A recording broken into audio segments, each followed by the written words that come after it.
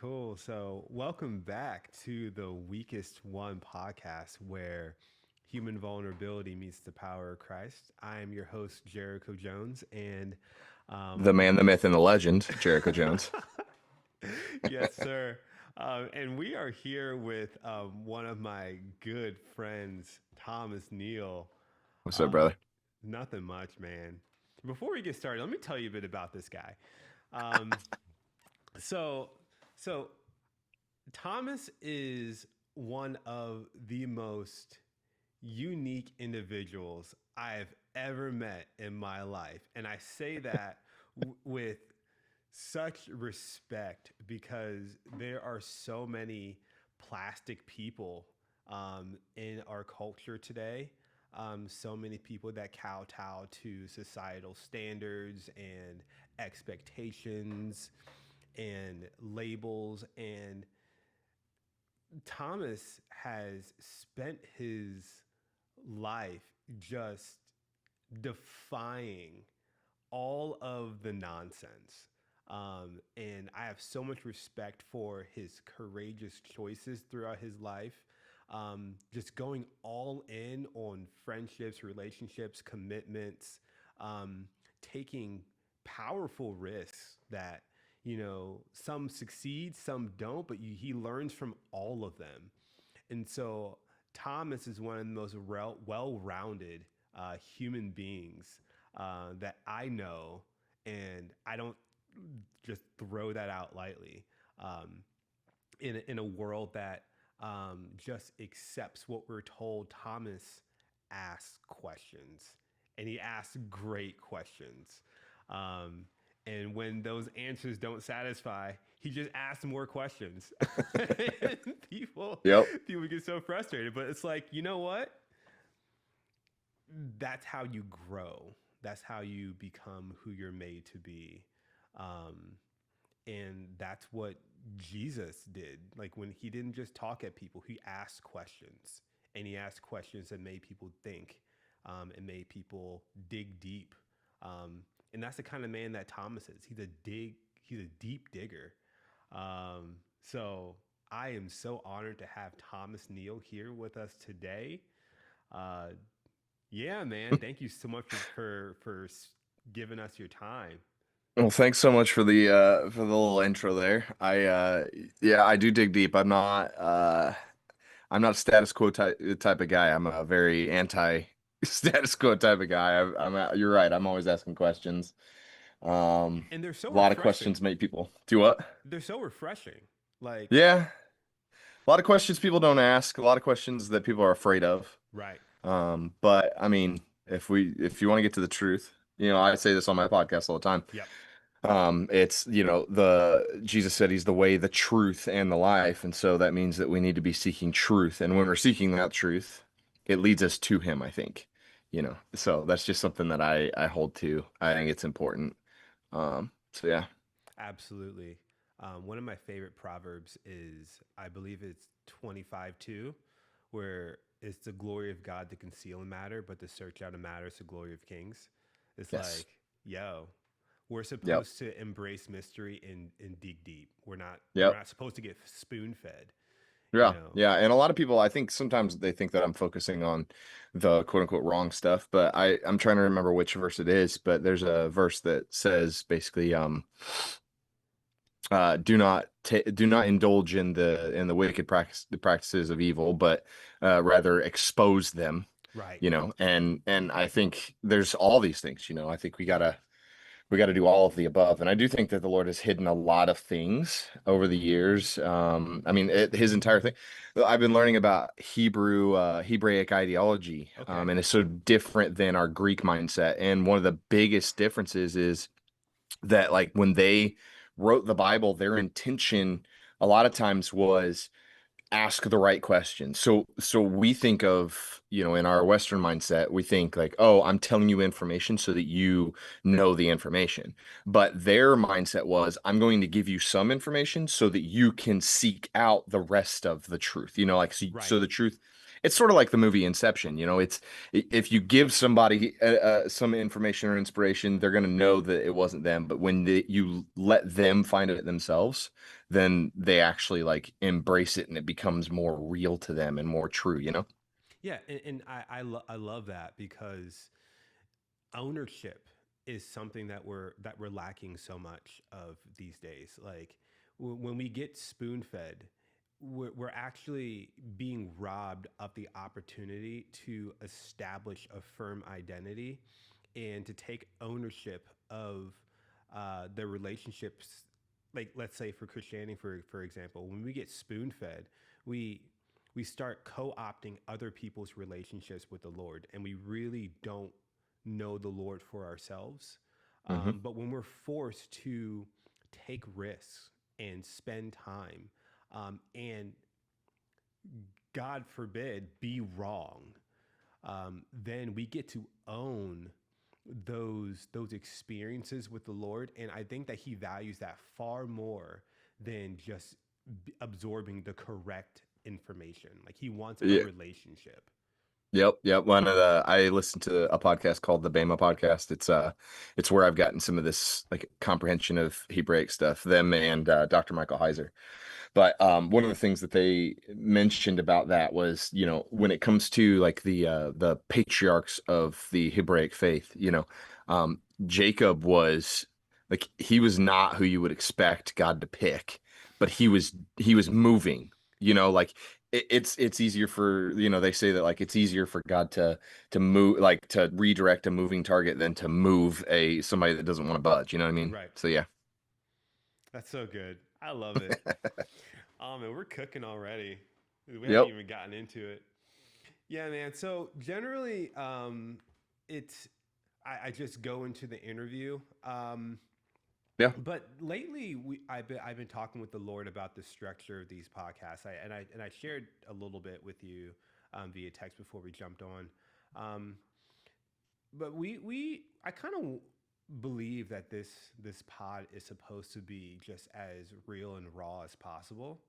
Hmm. Um, and so kind of the structure is like we started with just a check-in. Like, how are you doing? Like right now, no filters. Like, what's going on in your heart and in your mind? Like, where are you at? Yeah. Honestly, dude, I'm pretty good. Yeah, 2 weeks ago, my wife gave birth to our daughter, Eloise Alice, let's and go. so fun. She's been a pretty chill baby for the most part, doesn't get upset unless she's got gas or hungry. Right. So that's been pretty sweet. And it's cool, man. Like, when we were younger, I was always like, I don't think I'll ever have kids. I was pretty stubborn about that fact. Yeah. And I was vehement. I was like, I'm absolutely not. And then David Eustace would always be like, I feel like you're gonna be a dad. You like I see the father heart in you, and I'd get so annoyed. I was like, stop. I know what you're Leave me doing. alone. But yeah, it was funny. And it's funny to look back now. It's like I've over the last handful of years learned like completely flipped so much of my like comprehension of how the world works on its head. And I realized like, oh wow, like the way the world is supposed to work is a lot more traditional than we would have. And there's some people have different ideas of what traditionalism is. Yeah, I was gonna ask, what does that mean to We you? don't have Yeah, we don't have to get too into that, but Yeah. one of the things that I did find is that like having children actually is like let me put it this way actually. The idea that not having children is like a virtue is so ridiculous.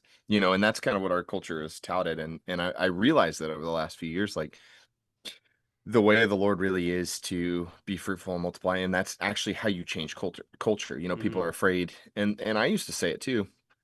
You know, um, I don't want to bring a kid into this world, right? But the reality is that's how you change the world, is you raise kids to challenge the status quo. Yeah. It's that whole quote that goes something along the lines of like raising dragon slayers in an age of dragons is, that's the pertinent thing to do. So, I've come around over the last few years, and now I'm remarried, and we Yeah. have a little daughter now, so I'm doing really good. We're actually about to move. I've been in California for the last year and a half or so, Right. and we're about to move back to the Midwest over into Ohio, not too far from you Okay. guys. Hey, let's Yeah, go.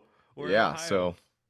So, Springfield, that's Let's where her family's go. from. Come on. So we'll be 2 hours from my family in Indy, which is dope. Okay. Not stoked about the allergies, The because allergies suck. dude, Like, Midwest allergies kick my butt. this wheat pollen is ridiculous. And I think then ragweed's what gets me, and it every ragweed. year, dude. Yeah. And then I don't know, like the pollen that's like super like the cottonwood trees, Mm, just like it's like ah, it's like get you, huh? trees are just ejaculating in the air and it's messing up all of It's a my good way to put it. sinuses. Yeah. And it sounds disgusting, but that's how it feels in my Hmm. body. So I'm going to Yeah, apply the words that correctly, um, that correctly point out like how I'm yeah, experiencing it. yeah. That's funny. Yeah, no. So anyway, we're moving soon. So that's actually why I'm sitting outside. I tore my studio down. Our house is tore apart. So I'm in the courtyard, like in our I guess our deck in the courtyard area of our apartment complex. So if you hear people, that's why. So I apologize. No, it's fine. But yeah, or that plane. I don't know if you can hear that or I not. can hear it, but it's fine. Yeah, sweet. Well, but yeah, so we're getting ready to move. That's been kind of crazy. But honestly, the last season was pretty stressful before we had the kiddo. Mm-hmm. Because I got hit by the truck um Yeah, man. on my motorcycle, and it broke my hand and messed up my hips for a while. And I was in a pretty rough spot, couldn't do a lot for honestly from getting the cast off after the surgery, um from the date of the wreck was like over 3 months. So just everything was dragged out, and it took a long time, and it was kind of hard on the mentals, because I Yeah. like to lift, I like to do a lot, and not being able to for so long was kind of rough. But uh that, and we don't have a whole lot of community here, to be honest. Like, I've got a few friends that are really great, but we're not like living life with them. Yeah. And so the moving back is going to be exciting, because we have great community there in Springfield that is ready to just adopt us in, which honestly is already her community and has already started to adopt me in. Love that. So yeah, that's kind of where I'm at. Like right now, super good. Was over the last few months kind of rough, but another thing is my lawyer settled with the other guy's insurance, Yep. and I'm not gonna throw out a bunch of numbers Yeah. necessarily. I don't know if I should, but maybe I could. Whatever. You can do But whatever you want. yeah, exactly. But it's very possible that we now have a down payment for the house after all the medical Let's bills are paid for. go. So, blessings upon blessings. Another blessing that came out of it. I always had hip issues. Didn't know that my uh, right leg is 11 millimeters short. Wow. And now I do. So I've got something in my shoe now that evens my hips out, and I won't have the issues that I used to have. Come on. Dude, it's like crazy little things. Hip Um, realignment though, it's functional. Like it's yeah. your life.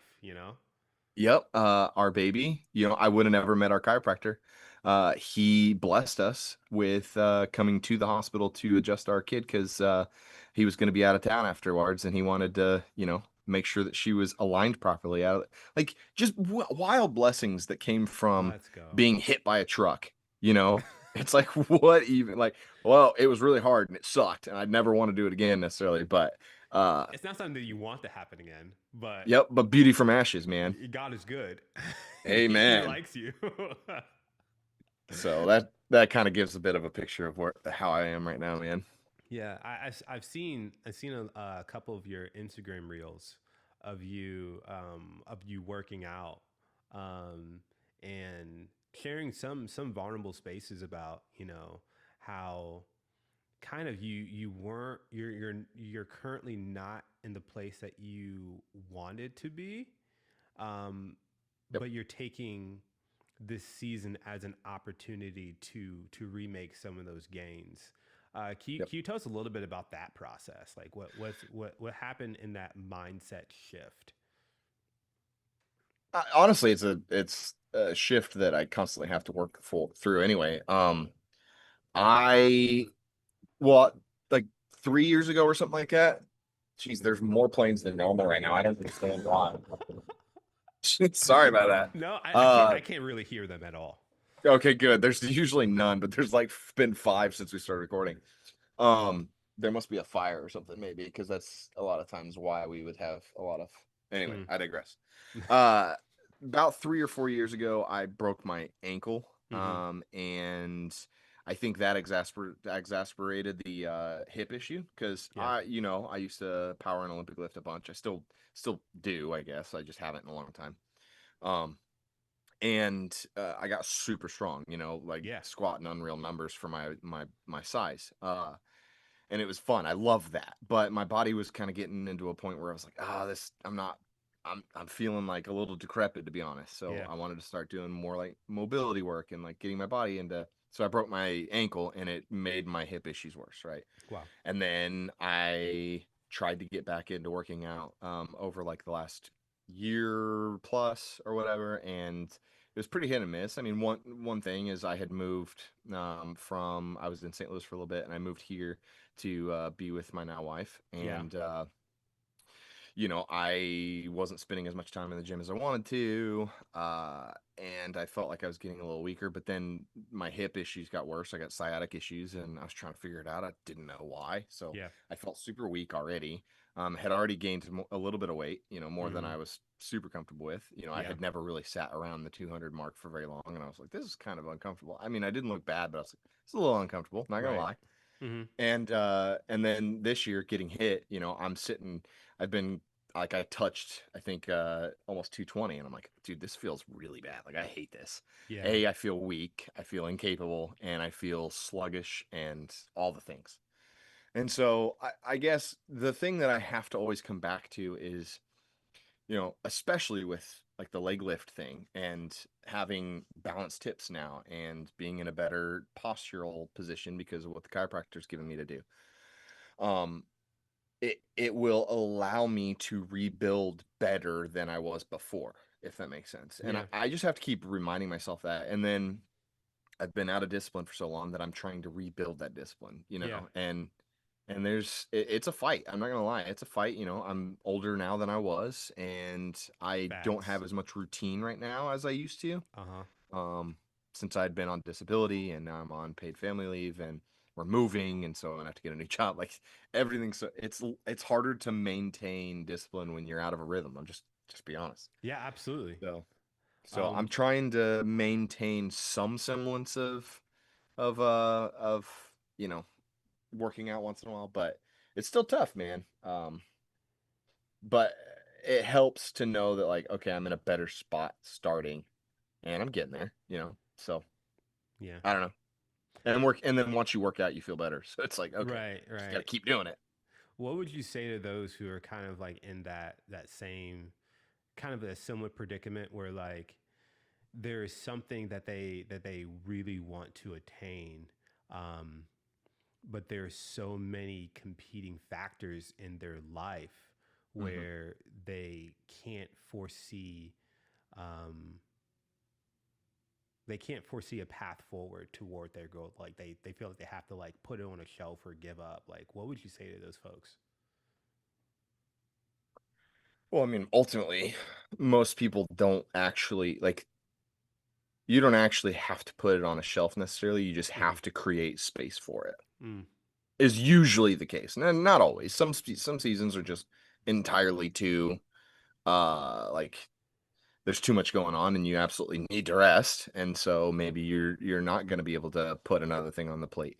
That is true sometimes, but a lot of times I think humans have a lot more potential than they realize to carve out even 45 minutes. mm-hmm. um just anything's good. Another thing I was just thinking about too is that like you got to remind yourself that like we're all going to get old, but not all of us are going to age well. And that has more to do with our diet and our exercise than it does anything else.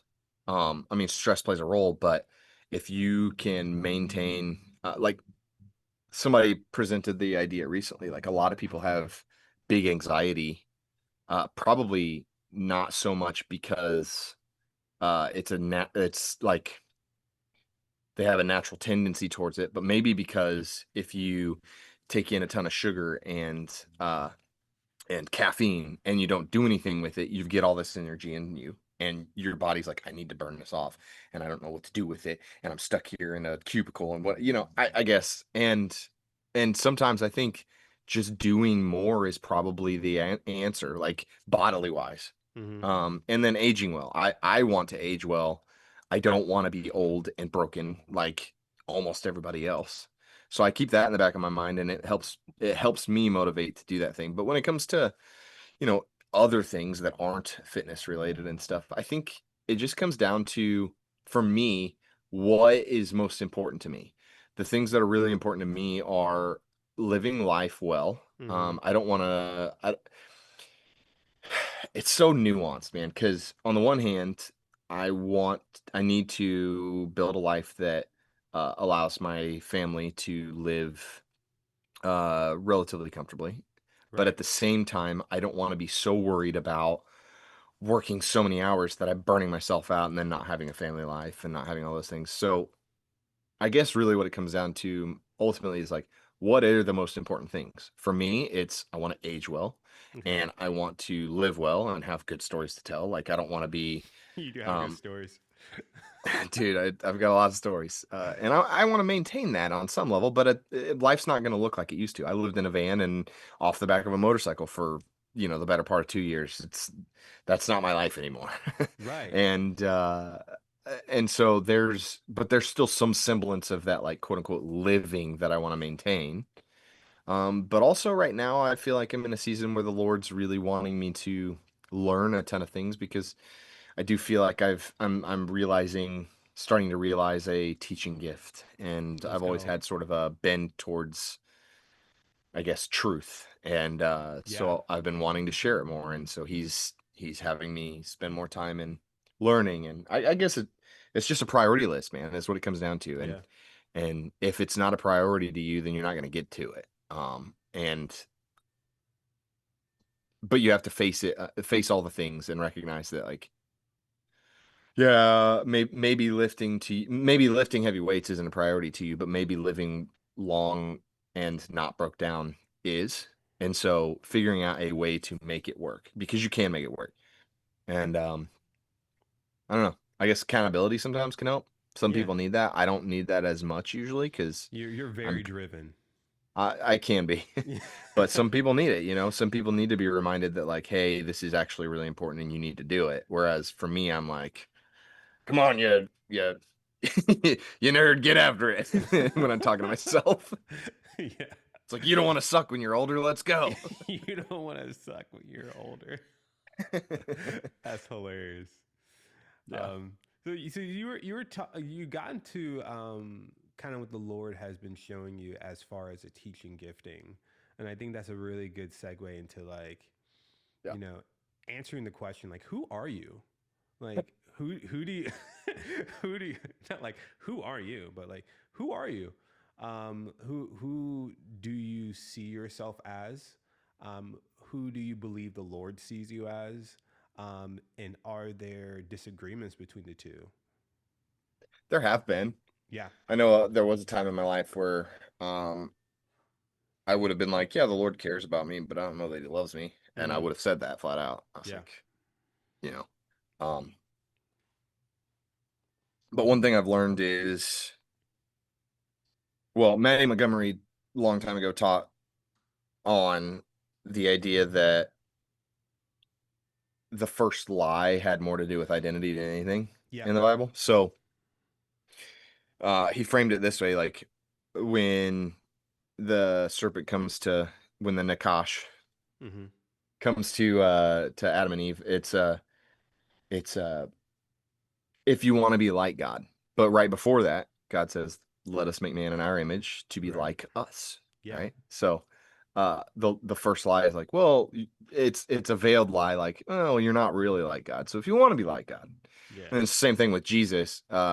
It's if you really are the Son of God. But literally right before that, God opens the heavens and goes, "This is my son in whom I'm Yeah. well He was pleased." he was pretty plain about it. Yes, exactly. So theoretically, if you can like recognize your identity and the Lord's identity, like who is God really, and who does God say that I am? If you can get those right, theoretically, you'd never really have a big sin issue. Like, yeah, we're sinful beings, and there's always going to be things that we're going to struggle with. But, and I've learned this. I feel like as I've grown into who I am, I feel like I struggle a lot less with most things. I don't have the constant struggles in the same way that I used to, or as often. Yeah. And and so as far as like me goes, I don't know. I mean, it's complex because sometimes I think that like, oh, I'm the fun loving guy or I'm the adventurous guy, but then I'm the serious guy and I feel like I'm super passionate guy and I'm all the things. But I'm realizing that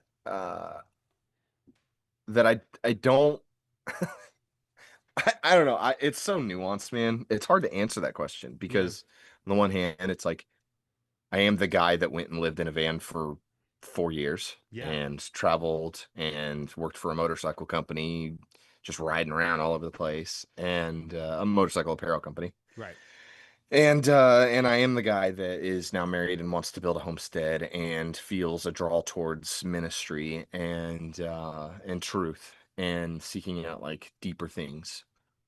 Um, and I am the guy that is like very zealous for good theology and good comprehension of biblical things, you know. Yeah.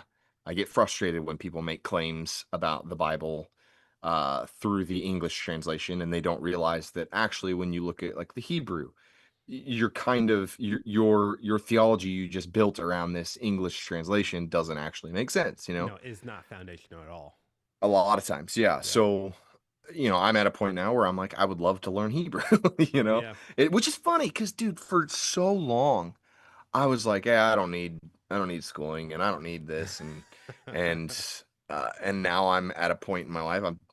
What is it, 2025? So I'm 35 now. Mm-hmm. And I'm like, oh, maybe actually getting some proper training would be a good idea. And I'm toying with the idea of like, what if I did become a preacher of some sort, you know? I don't know. But then on the flip side, I'm a welder and a fabricator, and I used to do videography, but these days I'm going, the world is tending towards, the trades again, Yeah. and at least in my opinion. And Absolutely. so I guess who am I? I guess I'm a challenger, but I'm also um discontented with the status quo, and I'm fighting for you know, who is God really and who does he say that we are and what's actually his truth? What is reality? I'm somebody that's a questioner. So who am I? I don't know. I'm Thomas. I'm the son of God. I'm a son of the Most High. I Yeah.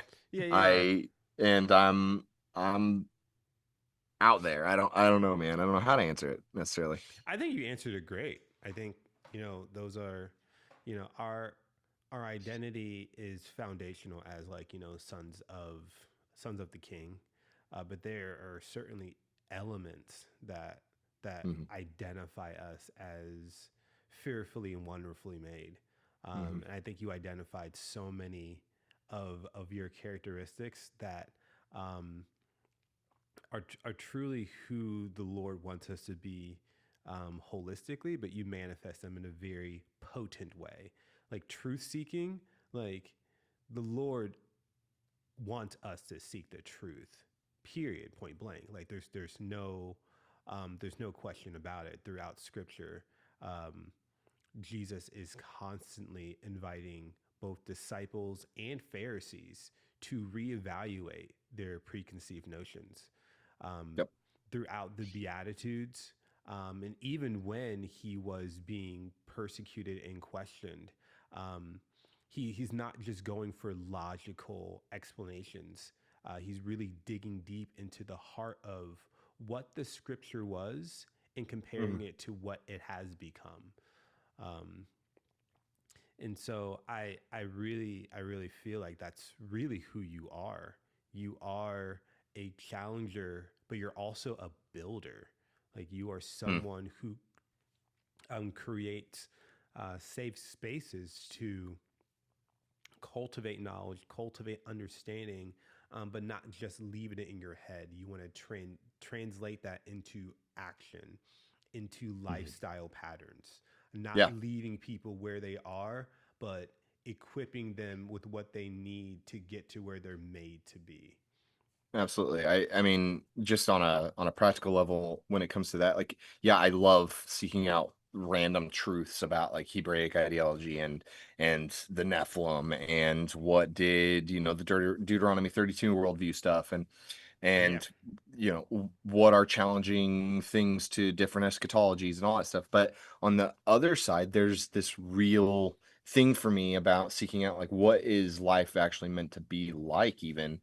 Um, like what is masculinity? Why is health actually important? Like I've studied a ton of stuff about sunlight and how it affects our hormones and how some processes in our bodies literally do not kick on if we do not get sunlight first thing in the morning when before UV starts to really hit our bodies where it's more Mm-hmm. infrared spectrum, like what are the practical ways that we can live better and community wise, like what does community actually look like? I think about um most churches, they just kind of go, oh, we'll have a Bible study on or like a small group once a week and then church once a week and we'll call that community, but that's not real community. I mean, I'm thinking about, we have a friend here right now. She came out to help us pack. Mm-hmm. And her and her husband, like the way that they live, it's sort of that homestead style life, homeschools, all that stuff. But like, I know that when we get there, like me and him get along really well. She and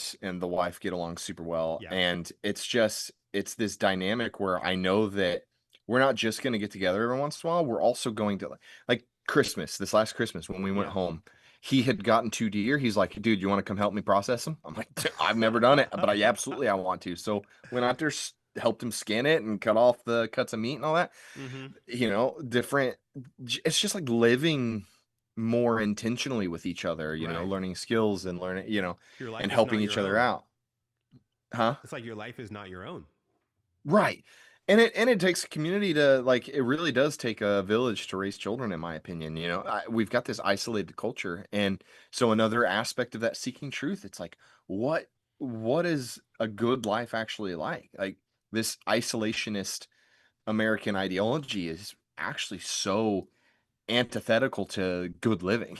And so I don't know. I guess that's a little bit of an aside, but I think it's important, and so that I wrestle with all sorts of stuff, man, and that's just who I am. I don't know how to not do that. Sometimes I think about my life, and I'm like, like I get frustrated. I'm like, I've got all this stuff going on in my head all the time, and there's all these wants and desires, and how like I would sometimes wish I could be a little bit more of just like a settled person, a content person, but I'm like, but no, there's injustices, and I have to speak about them. Yeah, it can feel lonely.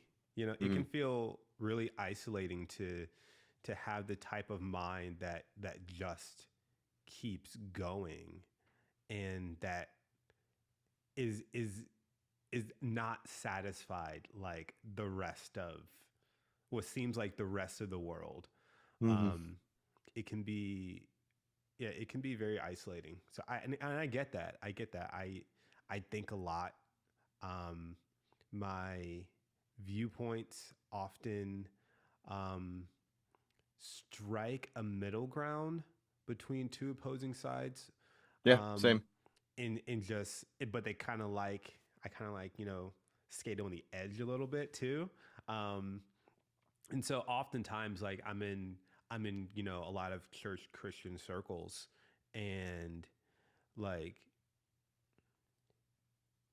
I'm left with kind of like no friends because everyone's mad.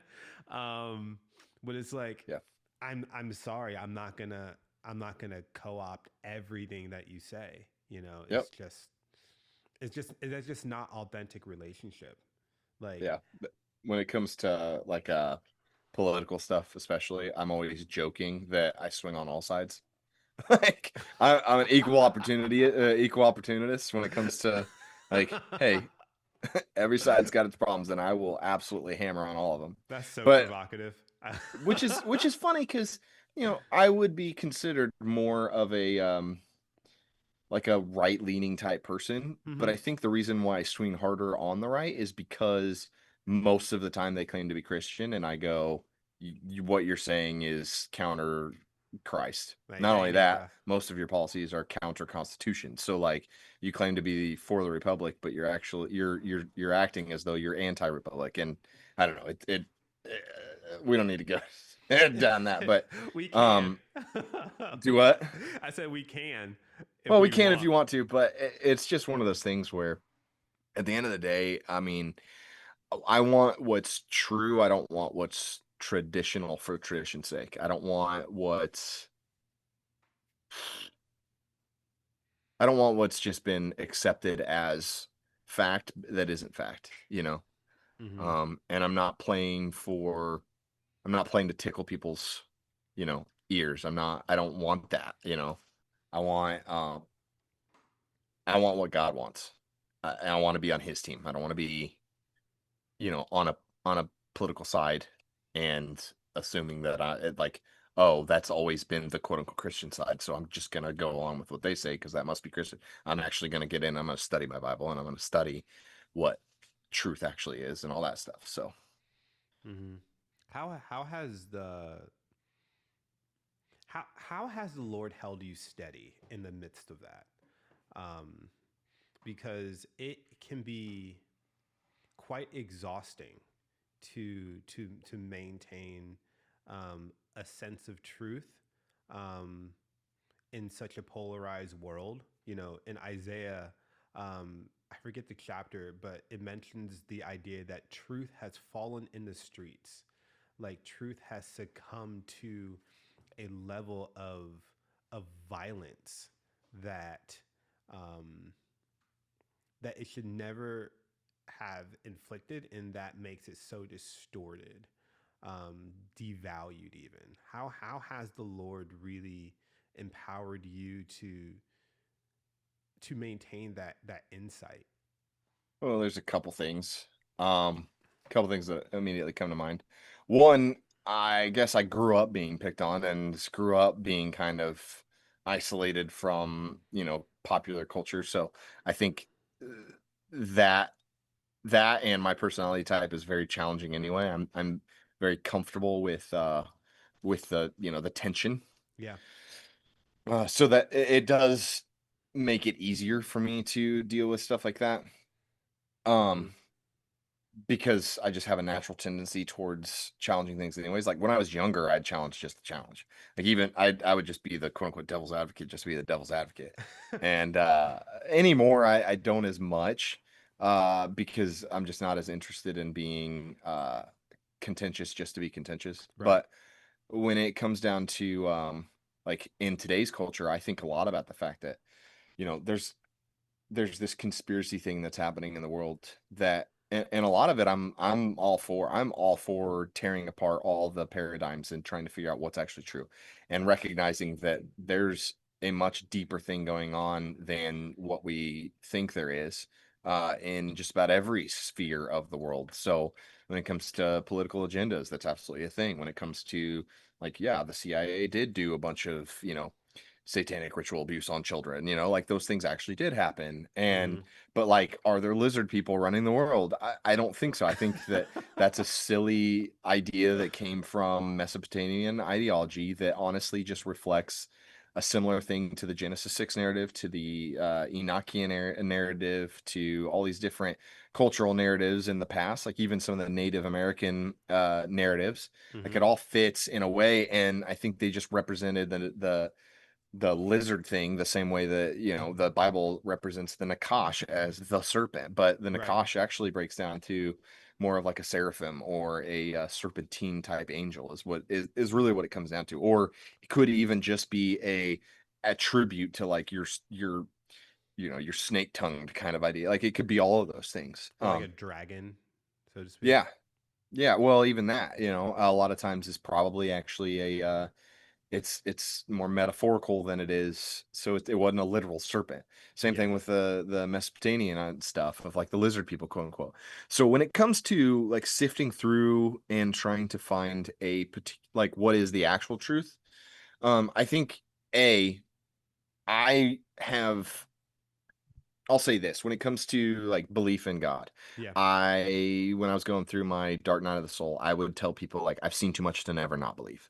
Mm-hmm. So when it came to, holding on to my faith, I always held on to it because the Lord had just done way too many things in my life and around my life and in the people around me that I could not deny that he was real. Right. And I had also learned too much about the historicity of the Bible at that point. And since then I've learned even more. And like there's so much that proves that the Bible is historically accurate. There's too much in my own life that proves that God is supernaturally accurate. And so I filter things through like, does this thing fit in the Bible? Right. I listen to some stuff that talks about like cryptids every once in a while, and they're like, well, how does this fit? And I go, well, it does fit biblically in a few different ways. But the one I personally take to is that they're probably in the same way that the angels, which is anglos or messengers or whatever, Mm-hmm. it's not a type, it's a job title. But regardless, in the same way that they can come in and interact with the world, but then also be quote unquote ethereal, like around us, but not physically touchable. But then they go and they grab Lot, stuff like it, or eat with Moses. Yeah. Not Moses. Abraham, right? Yeah, yeah, Moses, but also Abraham. Yeah. And how there's like this physicality, but then also they just kind of are gone sometimes. Yeah. I think of it that way. Like, could it be, even on the demonic side? Who knows? So sifting through things and being like, okay, does this fit into, first of all, like, does it fit into the Bible? If it does, okay, how? Even if it's a little outside of Western norms. Um, because I think of even when it comes to a lot of the study I've done on Genesis 6 or Deuteronomy 32 with Dr. Michael Heiser's stuff, it's like the Western ideology is very like anti that a lot of times when it comes to the church. But Mm-hmm. but the Hebraic mindset was completely different than ours now. And I think I would rather believe what the writers of the Bible believed than what current church authority believes. If that makes sense. It does So make sense. It makes a lot of sense. yeah, so there's a lot of stuff that it comes down to. So first filters through the Bible. Next filter is like, does it actually make any sense in like a real way? When it Mm-hmm. comes to there's a whole slew of things that I could go like, oh, there's this conspiracy, and I'm like, okay, there's probably truth in it. It may not be fully true. And a lot of times when I look into certain things, it's like, okay, there is definitely truth here, but I can tell where somebody's trying to push a narrative. I Mm-hmm.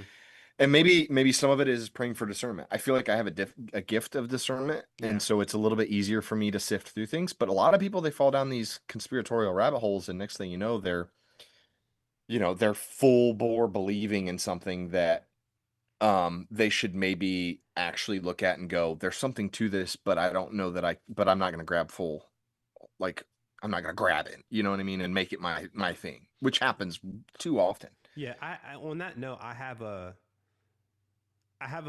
question for you in that, one thing I've noticed on that topic specifically is that people tend to believe in conspiracy theories or I like fringe ideas, so to speak, that aren't exactly helpful, but really tickle or appease a preconceived notion. Okay. For you, what does it look like to discern where, be really discerning where an idea is is touching more of a soulish sentiment in you, um, and then discerning through it to say, okay, this is most likely true, or this is definitely true, but this part, even though it may feel comforting or feel like it fits for me, it may not be holistically true. And therefore, I can disregard that. But like really boiling down truth, what has that process looked like for you? You mean like something like if I looked at something and I go, "Oh, this is really interesting and I really like it," and but then being able to filter through it and realize like, "Oh, maybe this piece was wrong and maybe this piece was." Is that what you mean? Like Yeah, instead yeah. of just okay. Um, there's a few things that I could probably go into a little bit more detail about if I wanted to, but um, I think on the one hand, when I was younger, I'd be zealous enough to just grab something and be like, "This is definitely the truth." Mm-hmm. And then maybe later on, I'd realize like, "Oh, maybe that wasn't quite right," you know. So I Yeah. think I've been kicked enough You've in been that. trained There, by life. well, a little bit. I mean, let's take the let's be controversial. Let's take the 2020 narrative, Let's get it. and you know, I remember being like, "This none of this makes sense." It it what they're saying about all these different things is first of all, a lot of it contradicts what I learned growing up in school. A lot of it contradicts what I know to be true. A lot of it contradicts what they said 24 hours prior, right? Mm-hmm. And so I was like, this isn't making a whole lot of sense. And so I got to a point where I knew in my gut, like, okay, this is wrong. And then I would just say it on, you know, Instagram or Facebook. I'd be like, this is ridiculous. But then when people would challenge me on it, I wouldn't have the receipts. Yeah. I would know that I'm definitely right about this. But then they'd be like, well, this, that, and the other, and I'd be like, crap, I don't know how to articulate the argument here. I just Mm-hmm. know that that like there's this thing. You just have an instinct. Yeah, and sometimes I think that instinct is good. Like it is that discernment piece. But I think the reason why I'm learning sort of my quote unquote teaching gift is part of it. It has been I started really studying a lot of things so that when I did make claims, I was more grounded. I was more able to articulate it. And when people would fire back, I'd be able to at least be like, no, well, that doesn't make sense because of this. Mm-hmm. Right. Um, so that was part of it. I mean, I guess I just learned that I needed to. Um, but there's also this realization that like we can't know that we know that we know everything. But there's a lot of things that we can get pretty close on. And so when it comes to a bunch of different stuff, I'm like, okay, like I mentioned the satanic ritual abuse stuff and like Mm-hmm. that the CIA did. There's legitimately declassified documents there. Mm-hmm. Okay. You can go and read them. Yes, you can find them. Um, yes. When it comes to let's get controversial again. Let's talk about the flat earth thing. Okay. There for a minute, I actually was like, it might be, right? Because I was looking into it and I'm like, there's a lot of stuff that makes sense here, right? There's these questionable things that NASA's saying. There's these clearly green screen things they're doing. There's this thing that doesn't add up to this thing. There's, you know, flight patterns didn't make sense if the world's a ball. And I was like, I don't know. I mean, they're on to something. There's some things that they can't articulate out or they can't explain away. And so I'm like, I was never like, oh, I'm gonna believe this thing. But I absolutely did. Oh, Eloise is crying if you hear. Oh, I can't Um, hear. yeah. But I was like, there's a lot here. And it came to a point where I just was like, I I don't know what the shape of the earth is, to be honest. How could I know? But I do know at this point that like I don't trust NASA. I don't trust government. I don't trust everything else. And Mm-hmm. there's a whole slew of like things that I had seen and walked through that made me go, okay, I definitely don't believe the narrative. Okay. I'm not sure that I'm convinced we've been beyond uh uh lower Earth orbit or whatever.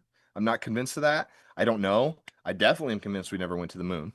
Um, but as far as like I never grabbed hold of it and was like, okay, I'm definitely like flat earther. Like, and there's a whole theology around that now where people are like, well, the Bible says this about the firmament, and it says this about the four corners, and it says this.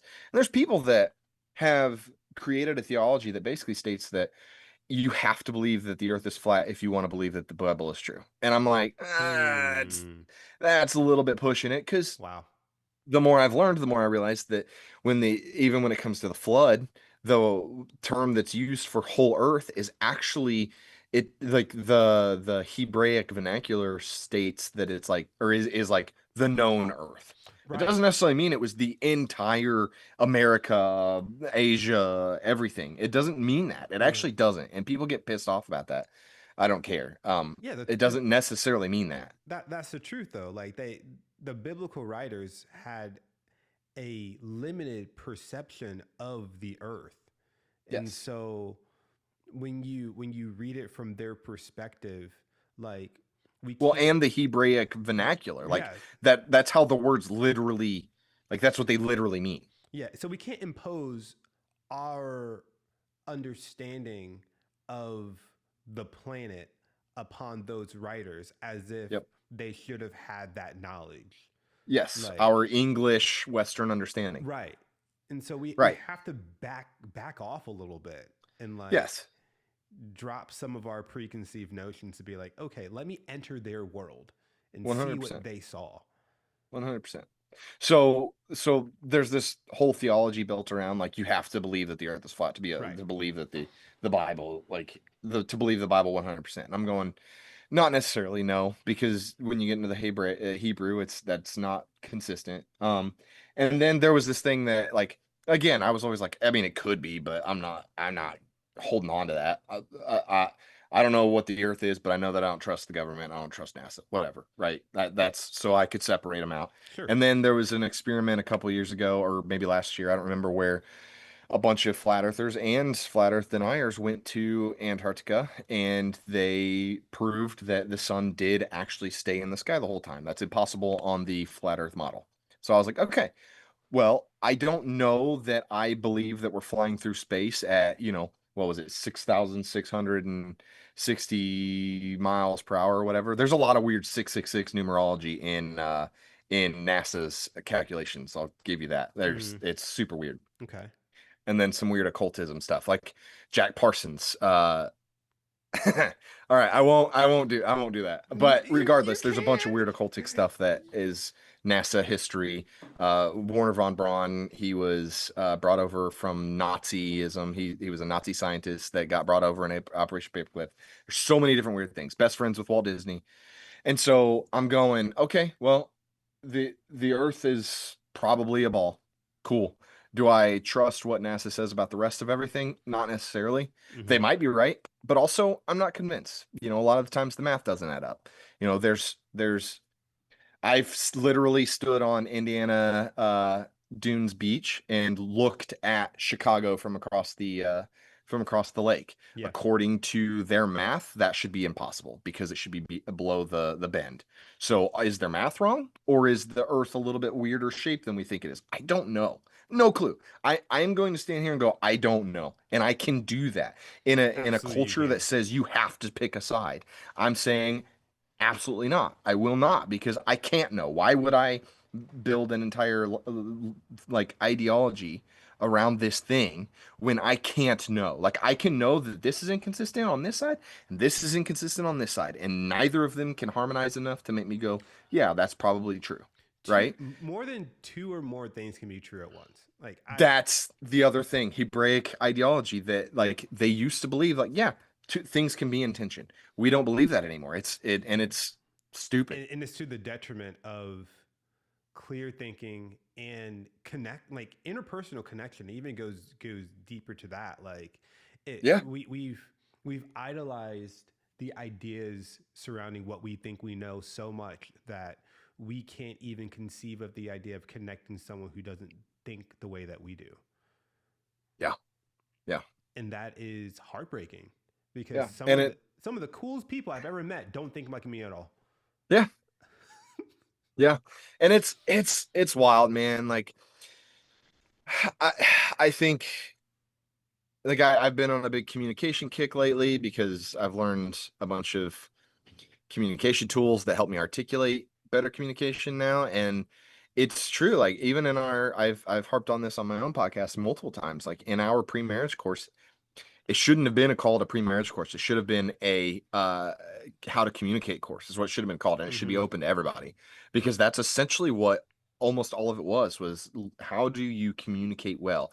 I she can have big emotions and feel something and it not a it doesn't mean that it's true.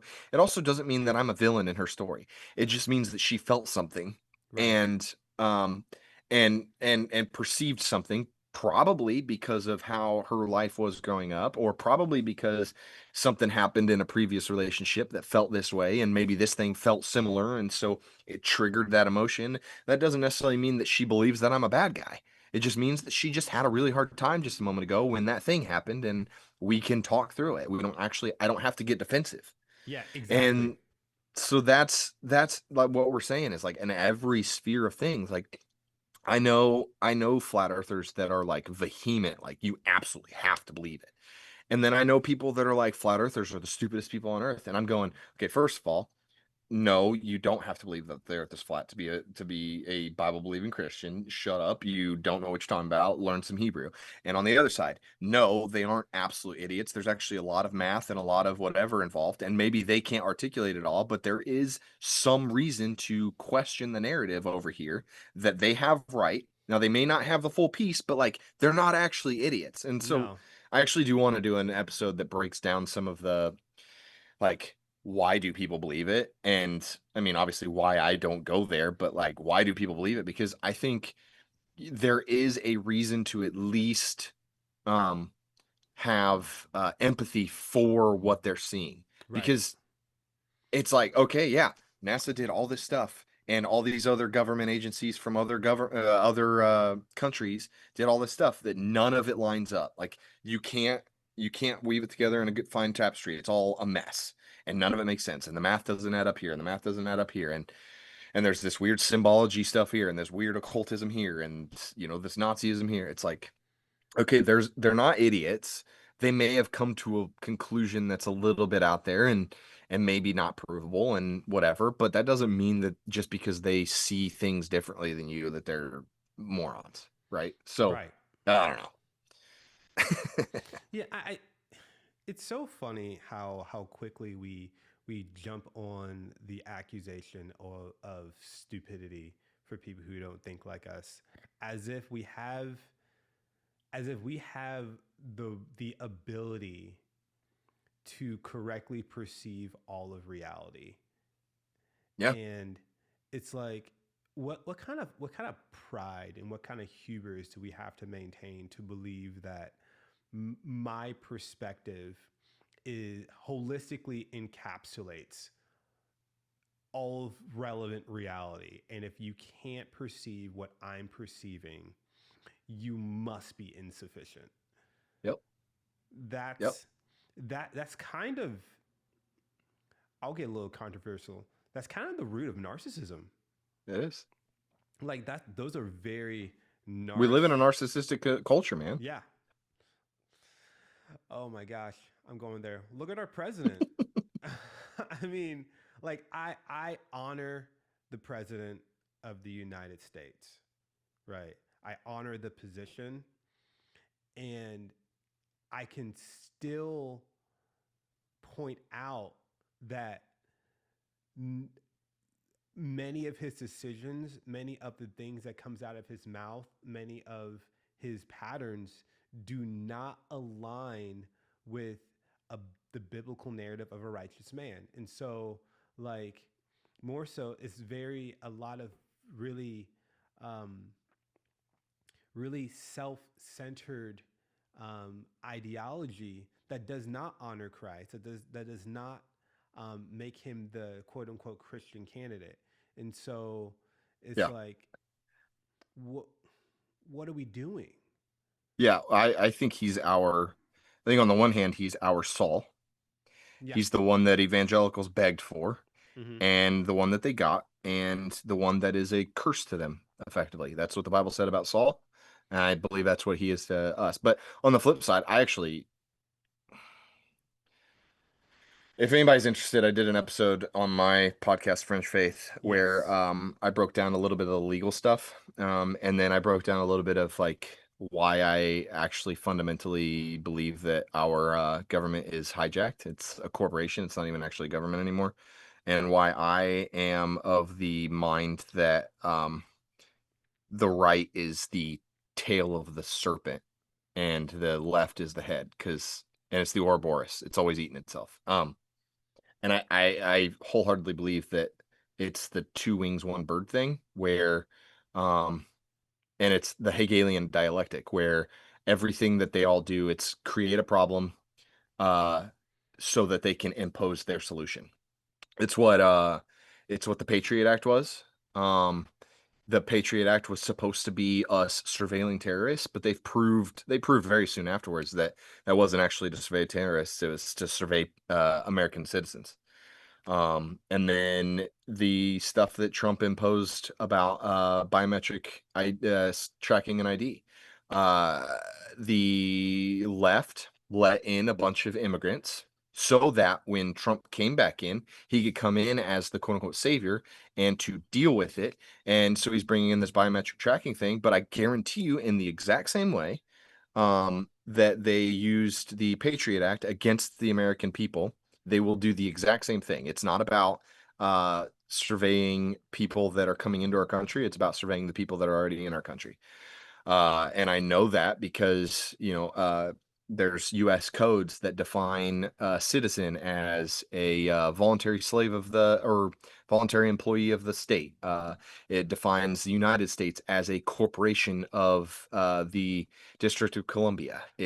There's this whole thing where I'm going, until a politician is willing to teach people at least the legal side of things, where there's this like private and how we're no longer even beholden to the Constitution, until somebody comes and teaches on that, I don't believe that they are even a public servant anymore. I think that they're there to lead our people in a direction that is just less freedom and less freedom and less freedom. Like they both do it. And people think that the right is for freedom, but almost every action ends up being less freedom. I just hate to say it, but it is. It's true. It's it's so ironic. We were talking about me and my friends were talking about this last night, and it's kind of like, um, as far as the funding for sciences, Mhm. a lot of when the federal government came after some of the funding in a lot of blue states, they dropped lawsuits almost immediately. In a lot of red states, they celebrate Trump, but they wonder where their money went for their sciences. So it's kind of like it's like here's my position. I believe like we're speaking about tension, right? And Mhm. I believe that Christians need to learn to hold the tension of honoring the authority placed above you without fully trusting it when necessary. Mhm. Like, I don't have to run around calling the POTUS an imbecile or anything like that. Um, Even if sometimes I feel that, I don't have to like broadcast it. Um, I can still honor and respect him.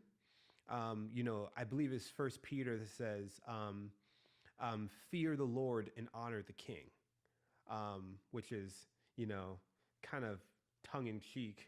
Well, Uh, give Caesar what's Caesar's. yeah, give Caesar what Caesar's. Like I'm not gonna badmouth the authorities that God has put in place, but I don't always have to celebrate what they do or what they are about, because there are obvious incongruencies with a biblical ethic in how we treat the poor, how we treat communities, um, Yeah. how we, there's a lot of gerrymandering going on about, Mhm. electoral districts to retain power. And it's like, I can honor a structure put in place over me without trusting it to be the kingdom, Yeah. because our current government does not reflect the kingdom. No.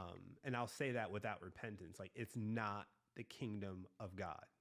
No. And it cannot be given that place in our hearts because, um, one, we'll have a distorted view of Christ. And two, we'll always need to have an adversary or an enemy in the people that we're made to love. So that's just how I feel about it, man. Like, I Yeah, I get, don't have to hate the guy to recognize that like he's probably an occultist. Like he's straight up said he's a Kabbalist, which is Jewish mysticism. yeah, It's like Jewish magic. He said that in his book. You know, he's not a Christian. It, yeah, there's so many people that'll say that he is, but he's not. There's good reason to believe that he became Jewish. But I don't think he's even like there's a very clear distinction between Talmudic Judaism and Torah Judaism. Talmudic Judaism is disgusting. It is revolting. And it's what I won't get into it. Uh, You know but how many times you said that during this pod? I'm not gonna get into it. uh, anyways, it's yeah, I don't have to hate the guy. I can also recognize that God could save him. He could. And Precisely. it would be great if he does. He saved Nebuchadnezzar Yeah, he did. It's true. straight up. But I think I get zealous and furious when I see big prophetic voices claiming that he is God's chosen. And it's like, okay, on the one hand, God allows it, but if he's I'm you can't convince me that if he is chosen, he's chosen for anything other than to be a judgment against us. Like you just can't convince me. All of his policies are anti-republic, they're anti-constitution, they're anti, the people, and people just don't see it. I don't know. I don't know, man. Yeah, that part burns when prophetic voices are co-opted to. It's just like there's a spirit of delusion. Um, I call him the golden calf of the evangelical world, if I'm honest. yeah, yeah, there's a spirit of delusion for sure, and On all sides, yeah, which is the yeah, problem. I expect it from a side that claims to be more atheistic and humanistic. I hmm expect it from them. I don't expect it from Christians, and that's what makes me kind of lose my mind. But anyway, we can we can change the subject if we want to. no, we're good. Now that I we've love. pissed everybody off. Oh, that's great. It's okay. I we Here's the thing. Like, I've come to a place in my life where, like, I have I have realized that I got really good at being the type of Christian, or even specifically the type of Black Christian that people feel comfortable with. Hmm. Um, and that type of lifestyle has been um, very oppressive to me. Like, there are parts of my identity that I have not released to the public until within the last 5 years. Hmm. Like, 2020 did something for me. The Um, same. like 2020, uh, I think it did for a lot of people. yeah, no pun intended. I got clarity. I got a lot. I got a lot of clarity where things were just confusing. There's a lot of clarity about, like, who's the person that I'm made to be, Yep. and why am I hiding it? And so, Mm-hmm. like, when I, Yeah. when I when I when I speak what I actually think, and people are like, I don't believe that. I'm like, okay, like, do you still want to go have coffee? Like, we can still have relationships, and Yeah. you not agree or vibe with what I'm saying. I can still love you, and I hope that you still love me. But, like, you know, we've come to a place in this society where, like, again, we're so adverse to the idea of loving someone who doesn't think like them, Hmm. and we get so attached to our ideas. Yeah. I I think about a lot lately. I the process of my life, I guess bringing it back to like just a more like real thing or whatever. Yeah. The process of my life was, I mean, you knew me real well back when I was heavily involved in ministry, Yep. right? Yep. Um, and then I did the Ferguson response stuff with JT, and after that, I think that was like the last time I did like actual like ministry focused stuff. And then I stepped into like a quote unquote real job and all this other stuff. And then I got married and divorced, and then I lived in a van and traveled. And Mm-hmm. during those years, I kind of shifted out of like the quote unquote Christian culture into a different culture. Like especially the last handful of years, I was in more of like a ragtag hooligan, motorcycle culture where almost nobody believes the gospel. Right. And is awesome. Like I love those people to death. But I think I was still working through a lot of my contentions with church culture and even just where I sat in everything. And so I wasn't as vocal about my faith as I am again now, or I used to be. And I think about that thing a lot too, where people perceived me one way, I'm sure, for a long time. And then all of a sudden I have this encounter with the Lord again back in when I was in St. Louis. It had been what was it, 9 years at that point or whatever, and the Lord told me like the 9 year thing was like there's completion in that number or something like that.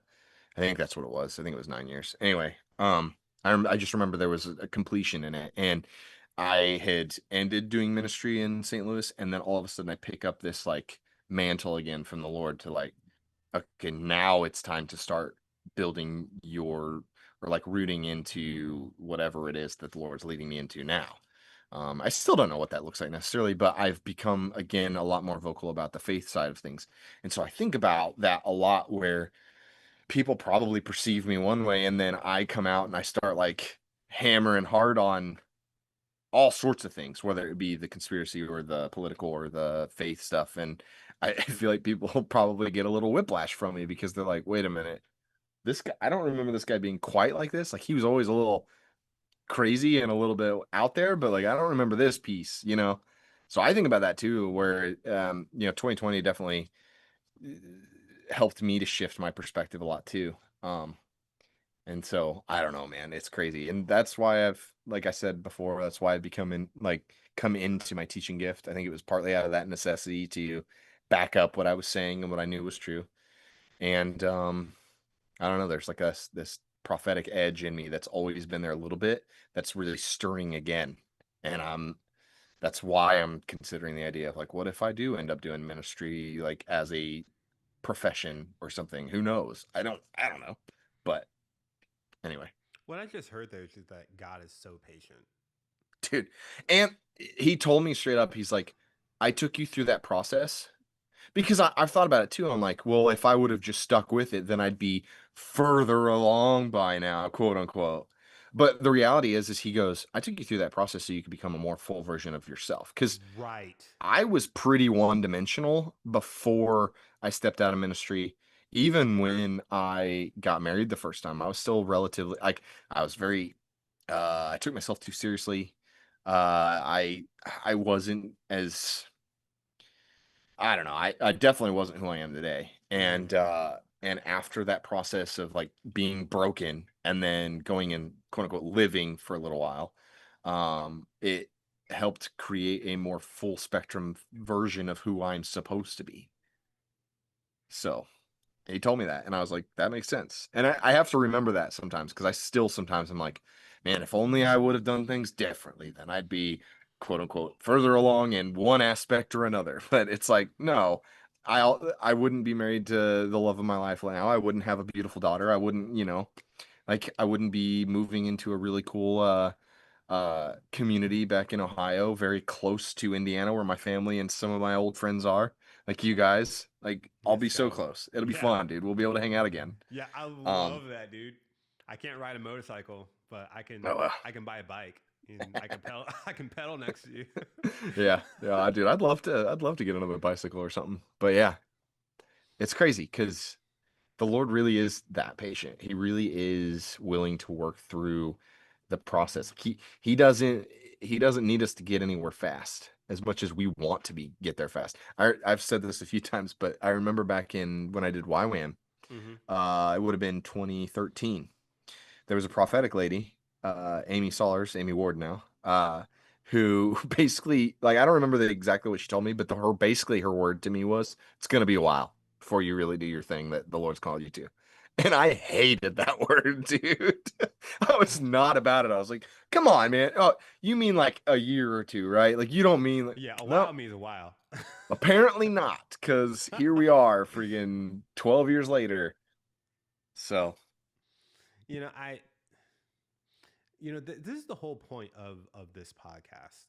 It's the idea that our internal world, the world that works out inside of us, is far more important to God than anything that we do externally. yes. Like anything that we do externally should be an overflow of what he's doing on the inside of us. Otherwise, it's not really authentic. Hmm. It's not really an expression of the divine identity that he has implanted inside of us. And so there's so many people who start ministries or are content creators or who do so many different things, and they go quote unquote big, and they're just left feeling empty because all of that effort, all of that talent, all of that skill has been empowered with an anointing that they themselves didn't occupy. Or there's like I just released an episode with my buddy. He was talking about the three-legged stool of like uh I think anointing, what was it, integrity and wisdom, maybe? I don't remember. It was something like that. But I remember wisdom was a piece of it. And so you could have this anointing, you could Mm-hmm. have, all the stuff, but if you don't have the wisdom for it, then Right. it's not gonna be as fruitful as it should be. It could crumble. So Yeah. So I'm glad that that you have embraced the Lord's prioritization of your heart and your mind, and that you have submitted to Him, in those transitions of your worldview, um, mhm. because we wouldn't have the amazing Thomas Neal that we have today, Yeah. if you didn't say yes, Yeah. and you Yeah. had to And say no to a lot of things.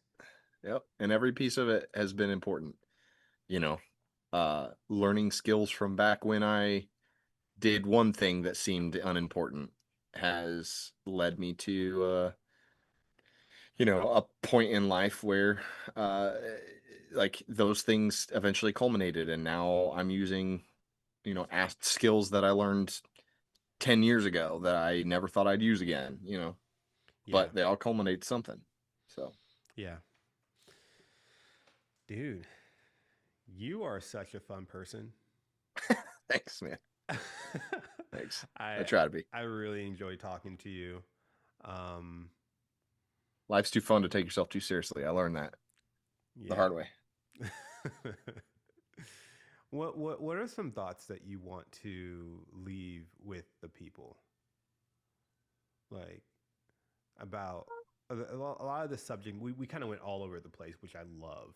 Hmm. Um, but on the subject matter of like knowing who you are and living out of that without repentance or excuses, like what would some of your final encouragements be, and how to align with the Lord in that pursuit? Well, I mean, like you need to uh, you need to like figure out who you are. First of all, a lot of people don't know who they are. Yeah, You have to learn how to be confident in that. A lot of times that takes being in a community that cares enough about you. Sometimes that's a big piece of it. Um,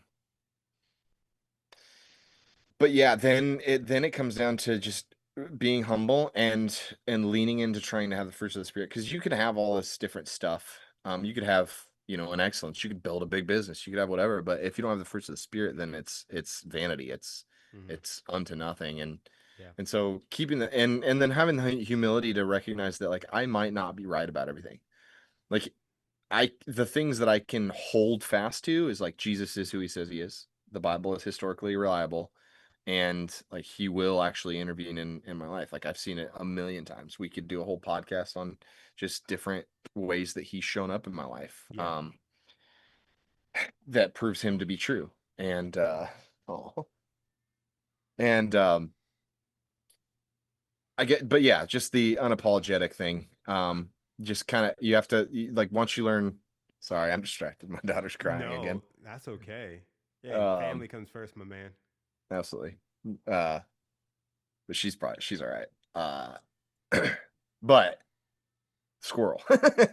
No, the I think the confidence thing's big. I think the humility piece is a big piece of it. I used to not be as humble as I am now, and it sometimes it just takes life and it takes recognize like they say the older you get, the more you realize like, oh, I wasn't as smart as I thought I was. And I used to hate that when I was younger. I was like, and I was pretty smart, but I didn't have it all figured out, you Right. know. So I don't know, man. I don't know. That's as far as that goes. Um, and then just being willing to be along for the ride. I think we get really bent out of shape when things take longer than we want to, or Yeah. when detours happen. But each detour eventually is like usually it's a tool in tool belt. It's unto something, Yeah. right? Like a lot of people could look at my life gallivanting in a van or off my motorcycle and stuff and be like, oh, that was a detour, you know, and that, uh, like if you wouldn't have done that, then you'd be somewhere else, right? And but realistically, like I said, I wouldn't have become a more full spectrum person myself. I wouldn't have learned the importance of, like actually enjoying life and experiencing things, and I wouldn't have become a little bit or more, I guess fun even. I took myself super seriously. And Mm-hmm. so those detours and all that stuff, like even when it comes to the marriage and divorce, like that shaped me. Yeah. And it seemed like I could look at it and go like, well, that was a stupid thing that I wish never happened. And was probably a waste of time. But ultimately I learned a lot of lessons. And Oh, so for sure. even though it wasn't a good thing in the end. Uh huh. Um, Beauty from ashes. Same thing with the motorcycle wreck. It's, Yeah. beauty from ashes. We're looking pretty good as far like pretty stable financially, like good in our next season. And again, like the hip thing and all the other stuff. It's like the Lord really does bring beauty from ashes, and he brings character from detours, I guess you could say. Yeah. Uh, so embracing the path and recognizing that the path isn't straight. Like the detour is the path. That's what my buddy Brady says all the time. The You know, detour is the path. that was the one sentence that was on my brain. It was like the detour is the line. Yep. Like you got to look at what God is doing because he has a different vantage point for our lives than we have, and our sanitized ideas of what our lives should look like leave out the adventure that God has for us, in his grace. Like his Yep. grace covers all of our perceived mistakes and creates beautiful things, like you said. Yep. Amen. uh, so where can people find you? uh it depends. I mean, I guess in Springfield soon. I'm just kidding. No, I've got the Fringe Faith podcast. That's my podcast. I've got a handful of episodes still recorded that I will be releasing over the next few weeks while we're in the process of moving, and then I might actually change the format. I've got a buddy back in Okay. Ohio who might start to co-host with me. We'll see. Um, Okay. which I think would be a lot. It'd be a lot of fun for me to do that. Yeah, co-hosting Um, would be so dope. Yeah, I think it That'd be just so it dope. makes things a little easier. And I think I would feel the pressure a little less on me, and I think it'd just be more fun because I don't know. I just like it that way. That's how I intended it originally, and it just didn't work out that way. But Right. that's okay. But anyway, that's my podcast, the Fringe Faith podcast. We talk about all sorts of stuff, but I think it's all pertinent to a life of faith. And then my own personals is the Thomas Neal on Instagram. And yeah, I don't know. That's probably it. Hey, y'all, go ahead and find the Fringe Faith podcast. You Find, were on it. yep, yeah, just I was there. It was a blast. Thomas is it's a good time listening to him talk about all types of topics, um, and not just sitting on the topics, but things that actually matter. Um, keep an open mind about all of the topics, because the things that you may not perceive that matter functionally in your life, you may learn something new about yourself, about the people around you, and put some context to some things that you see going on around in the world, Yeah. to help We you. don't have to agree on everything, Yeah, but it's new perspectives, man. That's how I look at it. If I don't always agree with everybody, at least I get a new perspective. absolutely. And life is too short to just have an echo chamber. So go go go to the Fringe Faith podcast, and listen up. Thanks, brother. Awesome. Well, it's been fun, man. Yeah, this has been a good time. Thank you all so much for being here, for listening, for watching. Um, I'm going to put a link to the Fringe Faith podcast in the show notes on YouTube and Spotify. Um, Dope. so you're going to have access to that content there. Um, and yeah, so we are. I mean, right now the Week is One podcast is just yours truly. So I say a lot of we's, but I really mean me. I do the same thing. Because it just feels better. It doesn't feel as lonely. Mm, But there are ways, if you love this content, there are ways that you can contribute to the advancement of the content. There's donation portals, but also there's, like, Patreon community that we want to normalize vulnerability, especially amongst Christians, but even with non-Christians, and put on display that human vulnerability does have a place within the power of Christ. So jump I on. think it's instrumental. I don't think it just has a place. I think it's Yeah, absolutely instrumental. absolutely instrumental. I'll take that. It Yeah. is it is essential to Yes. activating grace. Amen. There can be no grace without vulnerability. Amen. So uh, this is it. Thank you so much for being here, and we'll see you next time. Love you, dude. Love you too, man. All right. Bye.